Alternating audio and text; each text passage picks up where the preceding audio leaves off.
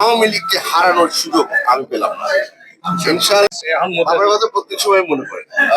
আমরা এখানে আমি ছোটবেলা থেকেই আব্বার হাত ধরে ধরে এই কোর্ট অঙ্গনে এসেছি, ডিসি অফিসে এসেছি। আব্বার যখন কাগজপত্র দাখিল করা হতো তখন আমরা সাথে থাকতাম।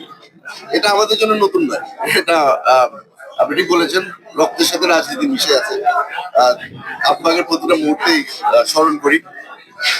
আশা করছি আব্বা যেন আমাকে যখন দেখা হবে উপরে গিয়ে তখন যেন বলতে পারে যে যে সন্তান রেখে এসেছি ইমানের সাথে জীবনযাপন করেছে এবং রাঙ্গুনিয়ার জন্য আসলে মন দিয়ে খেটে এসেছে।